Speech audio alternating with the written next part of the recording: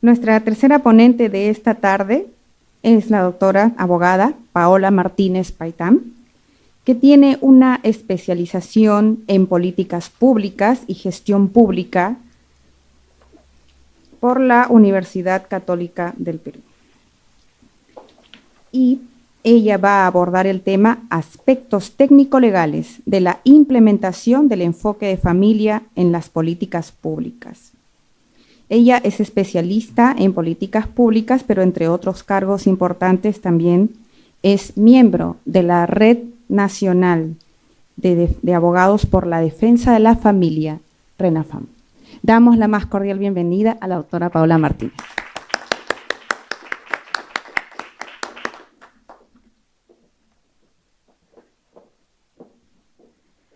Buenas tardes, gracias al congresista Alejandro Muñante, a los invitados, a la magíster, Erika Valdivieso, al doctor Miklos Lucas y a nuestra querida amiga Juliana Caxia por estar presentes aquí en este tan importante evento. Agradecemos a todos nuestros amigos que están presentes y también a nuestros amigos que nos están mirando por las diferentes plataformas, las redes oficiales del congresista y también medios de comunicación. En realidad, ya Juliana ha comentado parte también de lo que vamos el día de hoy a exponer. Es cierto que en la actualidad no existe ningún estudio, ningún diagnóstico de la importancia de la familia, de la institución de la familia. Y nosotros nos preguntamos cómo al 2021, en el año del Bicentenario, ¿cómo es posible que el Perú no haya destinado ningún estudio al respecto? La información que nosotros tenemos para abordar el tema de la familia solamente se basa en los censos, en los diferentes censos que se han realizado.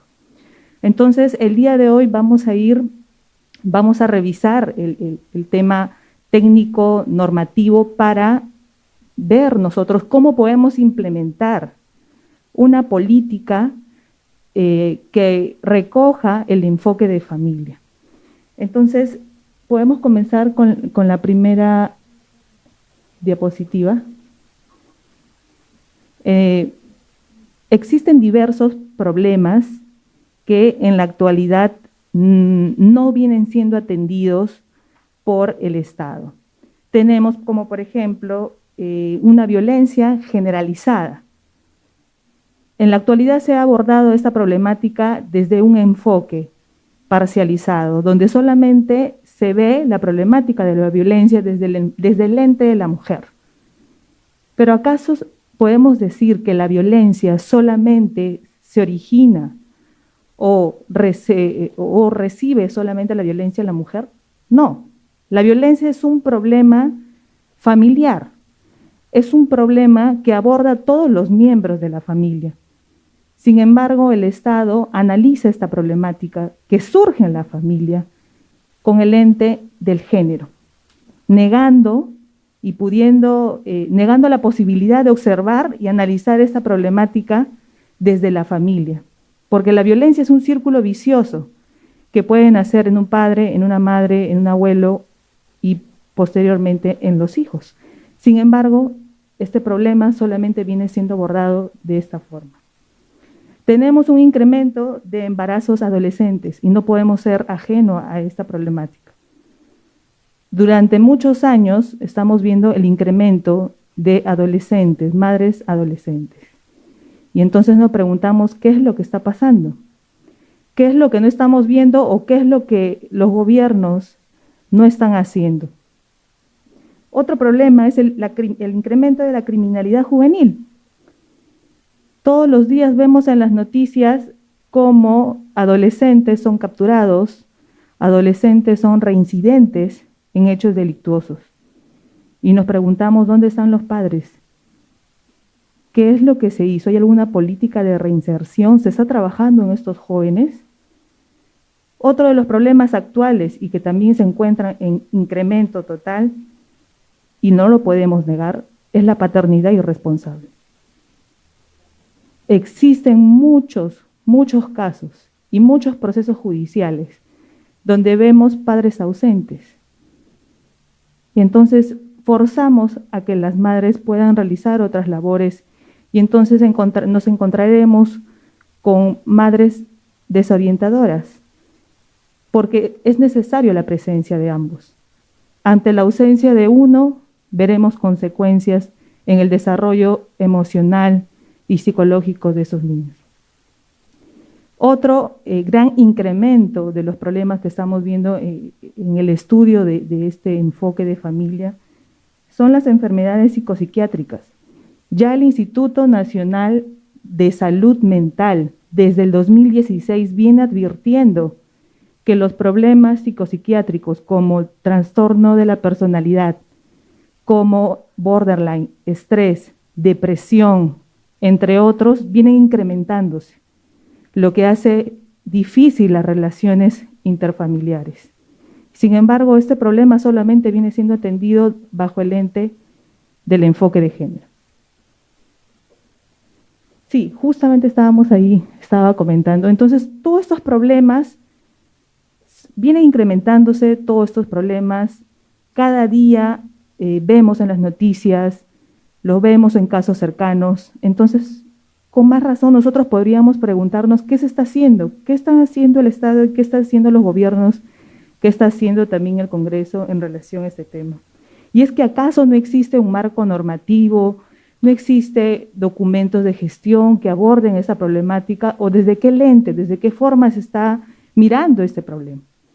Entonces, la realidad es que tenemos un marco, y tenemos un marco regulatorio no solamente nacional, sino que también tenemos un marco internacional. Entonces, por ejemplo, tenemos a nivel la protección de la familia en los convenios internacionales.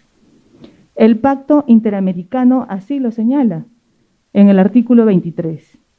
Dice, la familia es el elemento natural y fundamental de la sociedad, debiendo ser protegida de las posibles injerencias lesivas del Estado y la sociedad. También la Convención Americana sobre Derechos Humanos. En el artículo 17 señala, la familia es el elemento natural y fundamental de la sociedad y debe ser protegida por la sociedad y el Estado.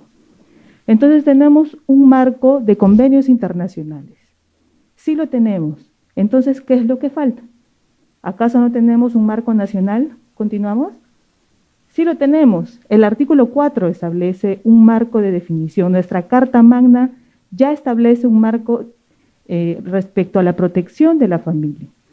Entonces, el artículo 5 también habla acerca del concubinato y las relaciones de unión de hecho. Y continuamos. Tenemos el artículo 13, que también señala sobre la responsabilidad de los padres de familia en el deber de educar a sus hijos y conforme a sus hijos y el derecho de escoger los centros de educación y participar en el proceso educativo, ¿no? Continuamos, tenemos también el Código Civil, en el artículo 233, la regulación jurídica de la familia. Si seguimos, tenemos la regulación del matrimonio, son legislaciones nacionales. Continuamos. Tenemos los derechos y los deberes que también se encuentran en el Código Civil.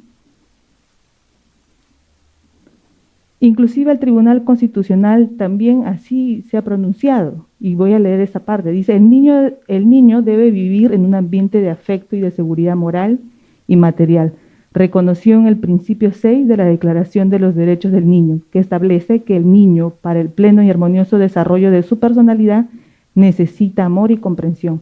Siempre que sea posible, deberá crecer al amparo y bajo la responsabilidad de sus padres, y en todo caso en un ambiente de afecto, seguridad moral y material. El Estado, la sociedad y la comunidad asumen la obligación de cuidar, asistir y proteger al niño para procurar que tenga un nivel de vida adecuado y digno para su desarrollo físico, psíquico, afectivo, intelectual, espiritual y social. Entonces, vemos un marco internacional, vemos un marco nacional, y ahora nos preguntamos si existen políticas a favor de la familia. Y sí, mencionaba Juliana que es el Plan Nacional de Apoyo a la Familia que tuvo de vigencia 2004-2011 y del cual lamentablemente no se han obtenido resultados. Y lo peor aún es que ellos mismos lo reconocen. Porque ustedes sabrán que los objetivos que se establecen en las políticas deben ser medibles. deben tener indicadores y sin embargo se establecen y se realizan planes sin siquiera tener indicadores. Entonces, ¿cómo podríamos nosotros medir la efectividad de este plan? Si se abordó, si se tocó, si se analizó, si se estudió finalmente el avance, el impacto de estos objetivos, de esta política, no lo hay. Tenemos una ley de protección frente a la violencia familiar, tenemos la ley de fortalecimiento de la familia que establece los principales ejes de promoción respecto al tema de la familia. Tenemos la ley de registro de deudores alimentarios, la ley que concede el derecho de licencia por paternidad a los trabajadores. Tenemos el decreto supremo que establece la implementación de lactarios. Tenemos el decreto supremo que dispone la implementación y funcionamiento de servicios de cuidado diurno a través de las cunas. Pero nos preguntamos, ¿bastará esto o qué es necesario? ¿Qué es lo que necesitamos nosotros realmente? Por último, tenemos el Plan Nacional de Fortalecimiento de las Familias 2016-2021, cuyo fecha de vigencia es hasta este año. Pero si nosotros analizamos este plan se sujeta a estos enfoques transversales en materia de familia. Como ustedes pueden ver, se cita el enfoque de derechos humanos, el enfoque de género, el enfoque intergeneracional y el enfoque de interculturalidad. Entonces, ¿bajo qué lente estamos analizando el problema de las familias, el fortalecimiento de las familias? Bajo estos enfoques. Y nos preguntamos, ¿realmente estos enfoques atenderán la problemática de la familia que mencionamos al inicio? ¿Realmente el enfoque de género, intergeneracional, el enfoque intercultural, atenderán el problema de la violencia desde la problemática de la familia, desde la violencia como un círculo vicioso, o solamente desde el lente que el hombre es el agresor? Obviando que también existe violencia por parte de mujeres, obviando que también existe violencia por parte de otros miembros de la familia, obviando que también es responsabilidad de ambos la crianza, el cuidado de los hijos, ¿no? Entonces, ¿cuál es la solución? ¿Qué es lo que planteamos? La implementación del enfoque de familia en las políticas públicas. Entonces, ¿cómo podemos materializar esto dentro de las políticas públicas? ¿Cómo lo vamos a hacer? A través de una política nacional de fortalecimiento de la familia. Es necesario que podamos tener una política nacional de fortalecimiento de la familia. ¿Y por qué? ¿Por qué es necesario tener una política nacional? Porque esta es transversal, porque podemos establecer un enfoque de familia y así en la elaboración de todas las políticas, tanto en los 3 niveles de gobierno, nosotros podemos implementar este enfoque de familia, este enfoque que va a reconocer la complementariedad, este enfoque que va a reconocer valores y principios que han sido olvidados, inclusive de la currícula, que han sido olvidados por colegios, por currículas de colegios y enseñanza privada, pública, institutos, universidades, gobiernos regionales, locales. Es necesario que ellos sean aliados nuestros para poder implementar esta política nacional, que estaría a cargo definitivamente a través del Ministerio de la Mujer, porque ellos tienen esta área de fortalecimiento de la familia. Pero ¿por qué sería una política nacional? Recordemos que el Decreto Supremo 029-2018 establece el reglamento de las políticas nacionales y establece que las políticas nacionales son aquellas decisiones de políticas a través de las cuales se prioriza un conjunto de objetivos para atender un problema público. ¿Para qué? Para llevarlos al alcance nacional en la implementación de esta política, con este enfoque, en los 3 niveles de gobierno. Es necesario para la elaboración de esta política nacional que se realice una investigación. Este reglamento establece la metodología para poder realizar políticas nacionales. Es por ello que este trabajo va a conllevar a realizar un diagnóstico Diagnóstico que no lo tenemos, diagnóstico que lo recogemos a través de encuestadoras, a través de la base de datos del INEI, y es necesario que podamos establecer cuál es el problema público relacionado a la familia. Analizaremos cuáles son las causas, cuáles son los efectos que está viviendo actualmente la familia. ¿Cuál es la situación actual? Podremos recoger, podremos tener en la elaboración, en la metodología, podemos nosotros reunir en una mesa de trabajo diferentes actores de la sociedad civil, organizaciones, quienes podamos recoger en conjunto información valiosa y plasmarlo en esta política nacional. Además, ¿por qué sería una política nacional de fortalecimiento? Porque las políticas nacionales establecen objetivos, determinan cuáles serían estos servicios y determina sobre todo, y lo más importante, que es el seguimiento y evaluación de estas políticas, que es sumamente importante, porque en la elaboración de las políticas públicas, en la actualidad, no se está haciendo un trabajo de seguimiento y evaluación de las políticas. Es necesario que nosotros evaluemos cuáles los efectos de continuar o no con un plan o con una política nacional. Si vemos que el objetivo es 0, al culminar el año de implementación de este plan o de esta política, ¿cómo podremos continuar? Y eso es lo que pasó con el tema del género. Teníamos el planning vigente del 2012 al 2017, cuyos objetivos fueron 0, y lo determinaron, aplicando este enfoque de género. Sin embargo, el Ministerio de la Mujer, empecinado, y las ONGs también obviamente interesadas, continuaron laborando y finalmente contribuyeron con la emisión del Plan Nacional de Igualdad de Género, que recoge este enfoque, pese a que los objetivos se determinaron 0. Entonces, por eso es necesario que nosotros podamos tener esta política nacional de enfoque de la familia para fortalecerla, para evaluar su diagnóstico actual y para establecer cuáles serían esos objetivos primordiales que tenemos que atender con urgencia. ¿Cuál sería el marco que sustenta esta política nacional? Tenemos el Acuerdo Nacional, que es muy olvidada, y ahora solamente lo que importa son los Objetivos de Desarrollo Sostenible, que no son vinculantes. Pero este Acuerdo Nacional sí es vinculante.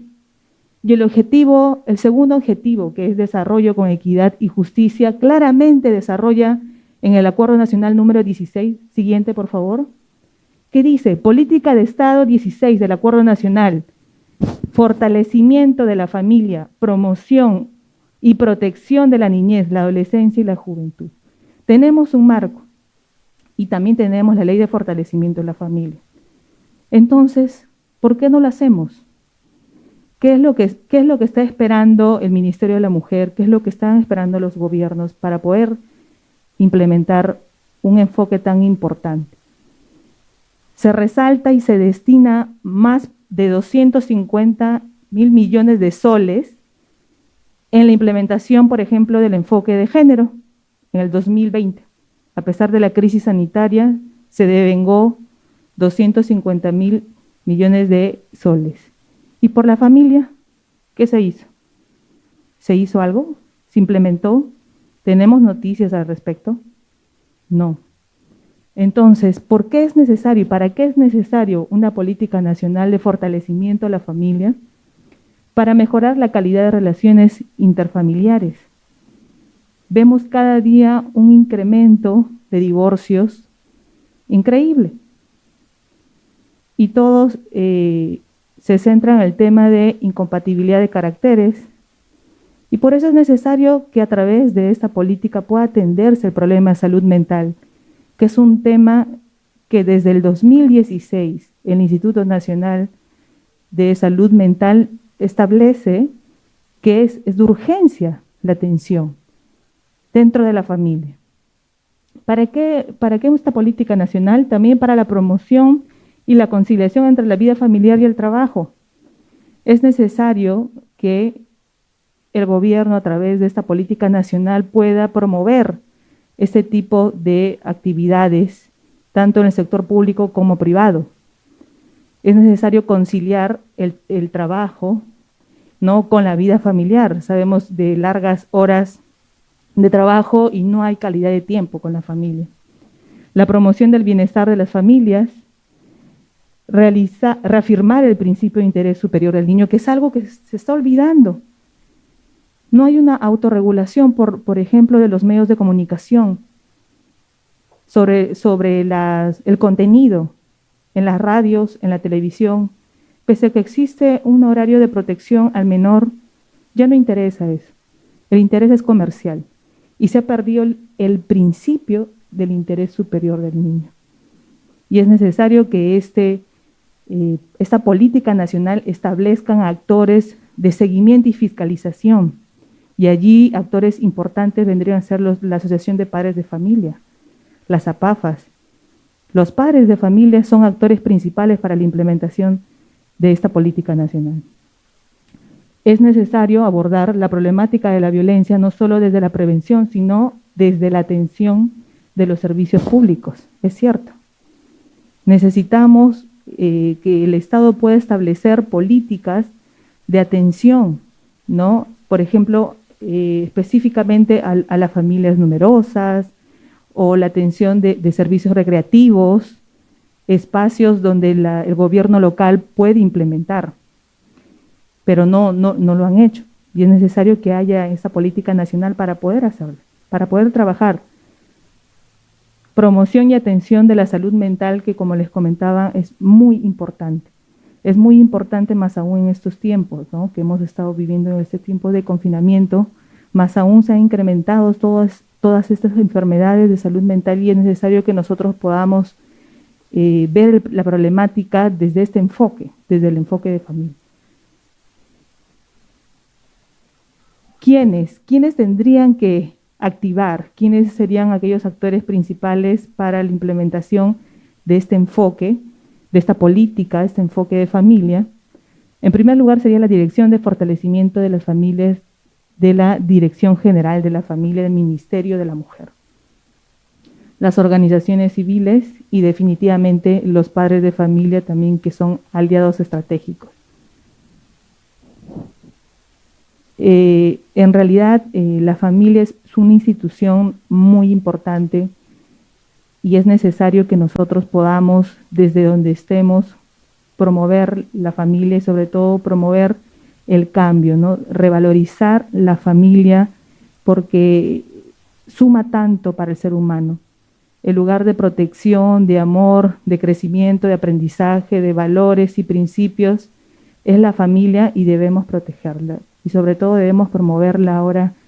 El congresista Alejandro Muñante podrá ser ahora nuestro aliado para poder implementar, hacer una propuesta de esta política que sé que es un trabajo arduo, pero sé que podemos juntos hacerlo, ¿no? Muchas gracias.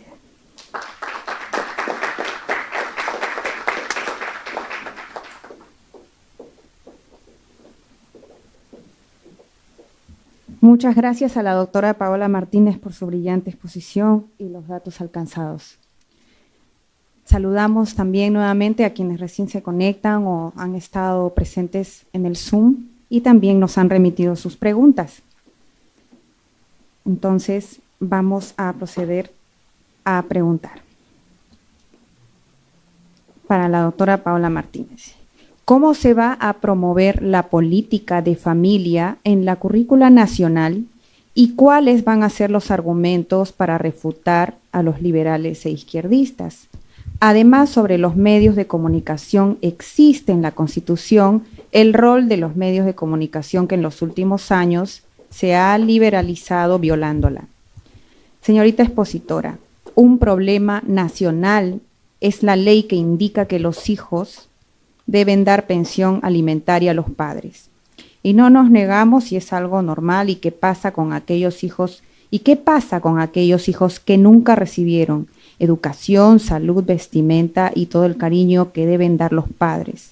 Y ahora estos hijos son profesionales gracias al esfuerzo que han hecho. Algunos padres solicitan a través de juzgados de familia que los hijos otorguen pensión a sus padres. ¿Qué mejoras puede realizarse a través del Congreso? Gracias.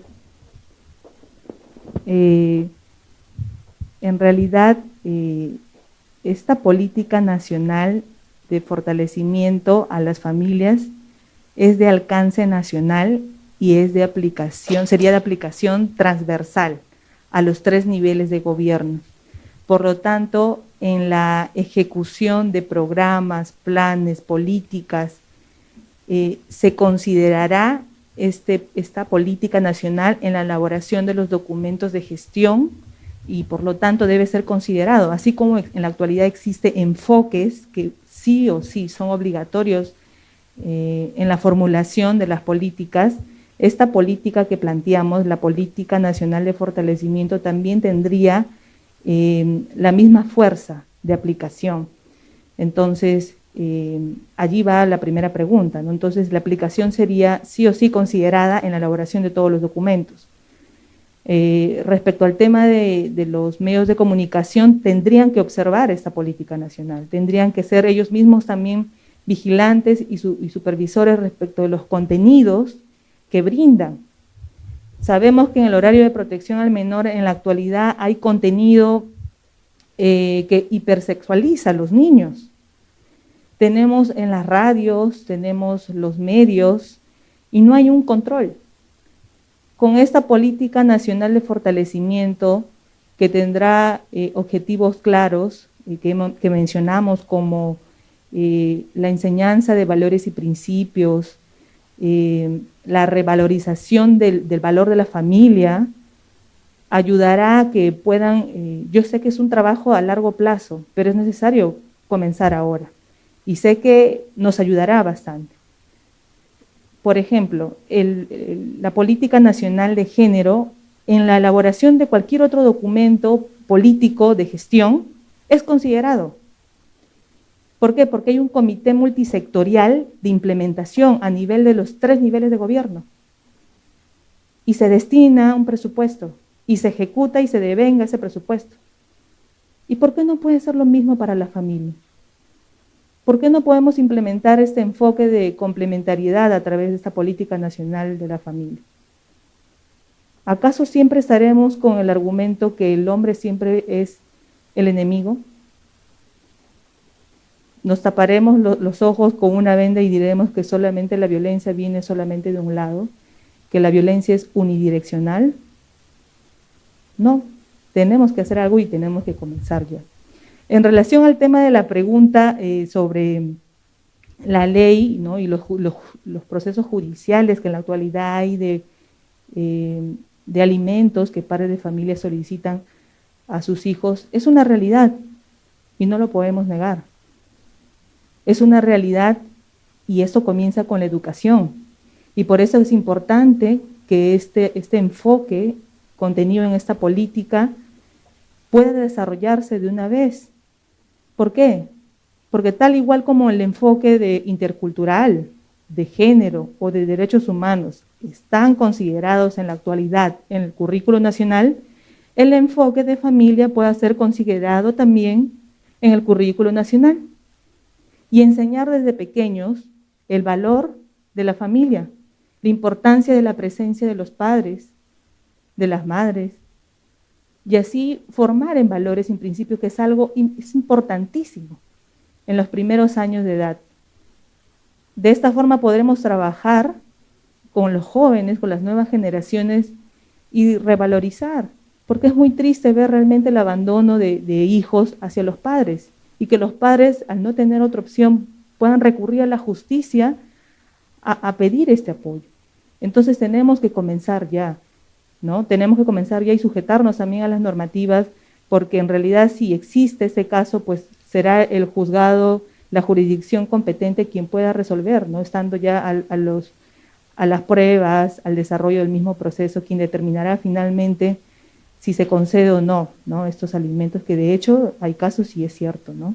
Pero esta política ayudará bastante, inclusive en el desarrollo de sentencias, en la capacitación de jueces, porque sabemos que organizaciones como Juzden vienen capacitando a los jueces en los 3 niveles con este enfoque de género, intercultural y derechos humanos, en los cuales simplemente se considera pues y se limita el derecho de los varones. Eso es cierto y lo vemos en las sentencias, lo vemos en la estadística que emite el Poder Judicial respecto a estos temas, ¿no? Entonces es necesario y es urgente poder implementar esta política nacional. Gracias, doctora Paola Martínez.